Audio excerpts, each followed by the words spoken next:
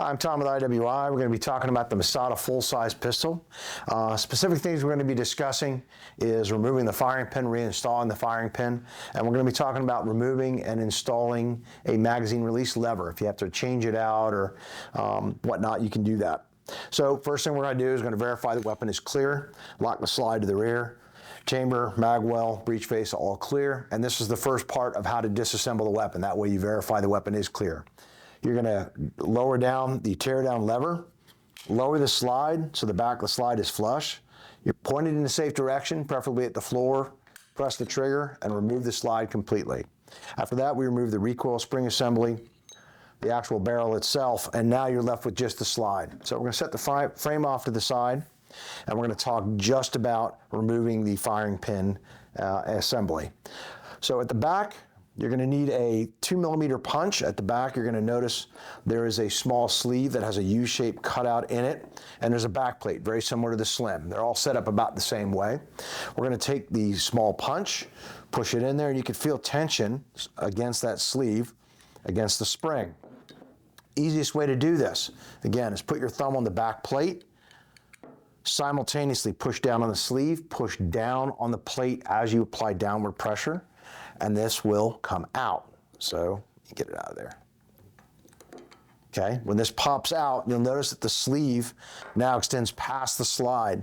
You're going to grab the actual firing pin block, remove it, and now the firing pin assembly has been removed. Now, just like with the Masada Slim or other pistols that we make, occasionally the back detent that holds everything in place may fall out. That's that small, it looks like just like a pin with a fat head on one side and very narrow at the other. Well, if this pops out, that means that the actual firing pin block can pop out. Now, the Slim has one spring. The full-size spring, or full-size Masada, has two springs. Both of those small springs have to be inserted and aligned to put this in. Again, this will only fit in one direction, and you'll notice that the block itself has to face towards the middle of the slide, or the median part of the slide. So these springs don't fall out because occasionally they will fall out. We're going to tilt the slide sideways and insert it into the block, okay? And if you insert it correctly, it's like a puzzle piece. It can only go in one direction, okay? And when you push down on it, you can feel spring tension. And you want to make sure that when you do insert the firing pin block, that you can push it all the way down to the bottom, because if one of the springs bounces out, it won't seat correctly. So you want to make sure that it pushes all the way to the bottom. Now, the small pin that's inside that popped out, the retaining pin, has to go thin side in. The fat side will capture itself. And once it's in, it should be flush. Again, to test this, to make sure it's working correctly, push down the firing pin block and see that it is retained. It's not popping up and out of position. Next thing you're going to do is take the firing pin with the firing pin lug facing down. It'll fit inside that slot. And again, the sleeve will protrude out the back. Take the slide, put it against the table. With your thumb, push down on the sleeve, and then insert the back plate in the slot until it seats itself, okay? Push up until you feel it click. Now it's in place. You can push down on this, it won't move. To check this, to make sure it's working correctly, pull back on the firing pin lug to, yep, it's under spring tension, good to go. Push down on the firing pin block and push the pin forward, and you should have firing pin protrusion. That's another good function test for the slide to make sure that this is operating correctly. Okay, so far we've removed and reinstalled the firing pin itself. All right, now we're going to discuss removing the receiver insert from the frame, and we're actually going to talk about removing the magazine latch itself, okay? So if you'll notice, the teardown lever is at about a 90-degree angle from the weapon. To remove the receiver insert, what we're going to do is turn it to about 45 degrees, and you wiggle it just a little bit left to right, and it'll pop out. Now, as soon as you do that, you'll notice that the actual receiver insert is under spring tension. And that spring tension is caused by a spring at the front, which actually pushes on the slide stop. You're going to pull up and forward, and this will come out. Now, things to note on the receiver insert itself is you have a spring at the bottom, at the very rear, and that goes against the actual striker assembly, right, that presses back. That's the bar that actually pushes back on the striker. So that's very important for resetting the trigger and having everything reset properly. Okay, you also notice that where the barrel goes into, okay, the block here, it looks like a block, and it has a pattern on the side of it that has to be aligned. That's important when we put it back, okay? So that's things to note on the receiver insert itself.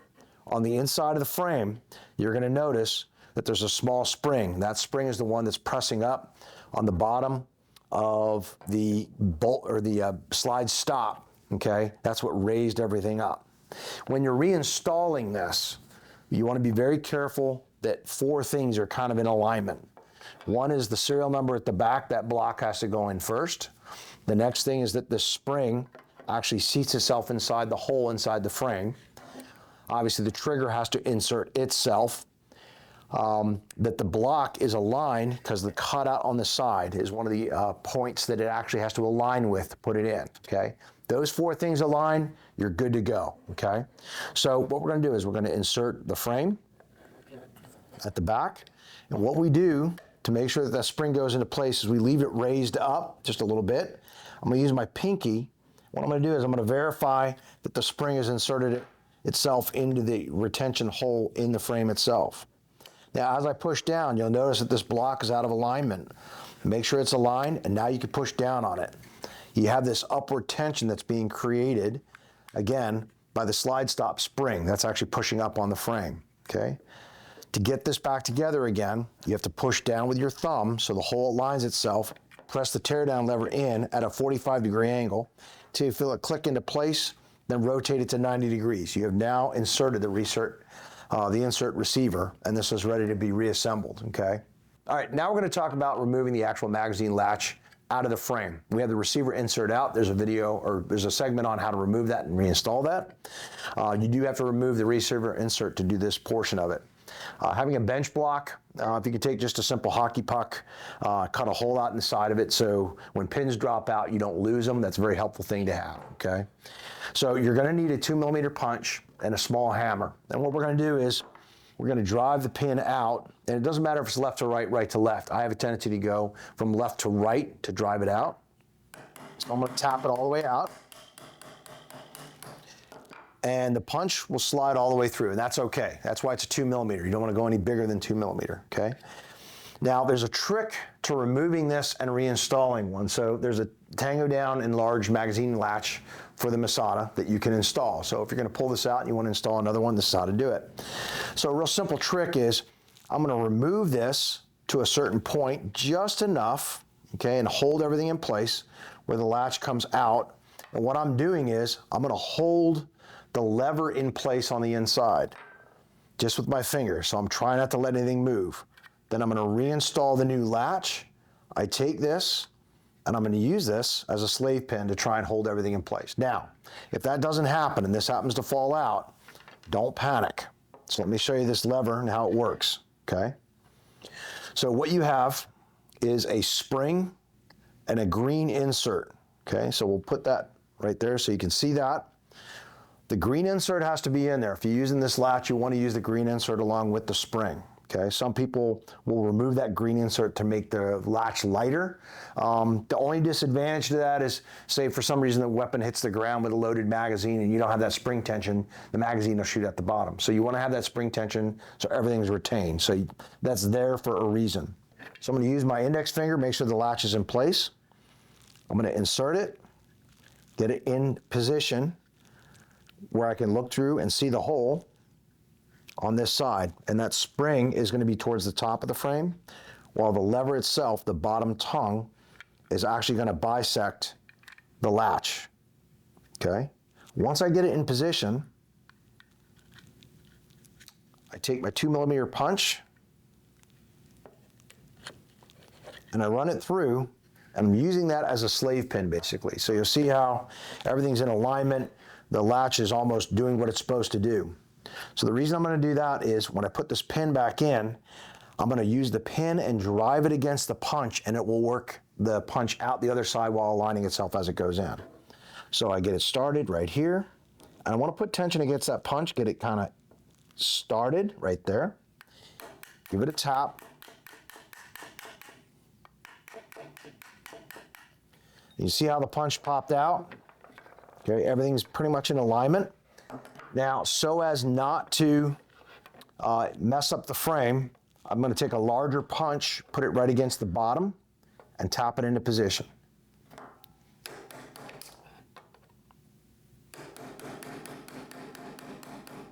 Okay, pin's almost in.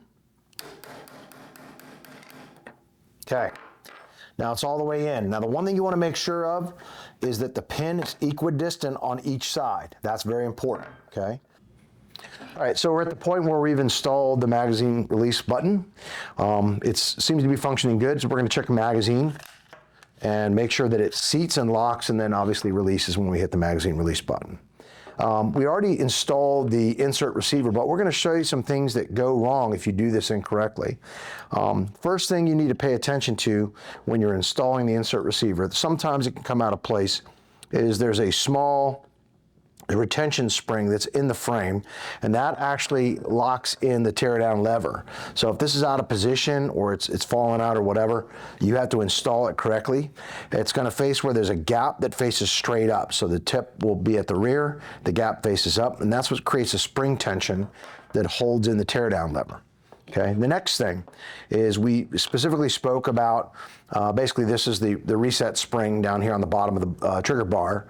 If it's not actually seated in the hole, so let's say you seat it in and you drop the trigger in place, you're going to see a very, very specific malfunction, and I'm going to assemble it incorrectly so you can see what that looks like.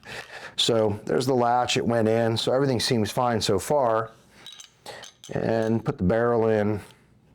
Put the recoil spring assembly in, and we're going to lock it all back, and now it's together, right? So if you do your function test, and this is why we do the function test, to make sure everything's working correctly, hammer will fall, or the striker will fall initially, but when you go to reset, you get a dead trigger. And that's an indication that you've assembled it incorrectly, okay, that the reset spring is wrong. Now, here's the issue. Because it's not resetting, you can't take it apart. So you're gonna have to do something different, all right? So you're gonna lock it to the rear, you're gonna turn down the tear down lever, and again, if I try to drop the slide and take it apart, I can't take the slide off. So we have to remove the firing pin while the weapon is assembled, and that's not a big deal.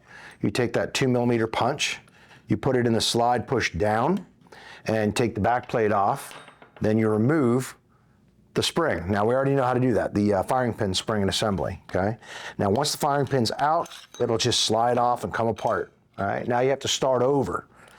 So because that spring missed where it was supposed to recess into the frame, remove the receiver insert out, lift up and out, and when we put it back, we have to make sure with our pinky that we put the spring into that recess, the pocket that it sits in inside the slide. And remember those 4 points, right? It's the back point right here where the serial number is, the lock, the spring itself, and then this side part right here, this bar that has a tag on it. And then when you push down, remember you have to seat this all the way into that spring, then the weapon will reassemble. Now you got to put your firing pin back together, put your firing pin back in the slide. Again, you can leave it pretty much assembled, just put the firing pin back in, reassemble the slide onto the frame, put it back, and then do your function test again. Now everything should be fine, right? Hold the trigger back, reset, there's the click. Gun's working the way it's supposed to. So those are two of the things that you can kind of mess up when you're putting it together, making sure that that spring is in alignment and in the front where the recess is for the teardown lever, and then of course the trigger reset spring at the back. It's got to be in that recess, otherwise it's not going to work. Hey guys, thanks for joining us talking about the various components in the IWI Masada. If you have any questions, just email us at info@iwi.us or look us up at IWI US.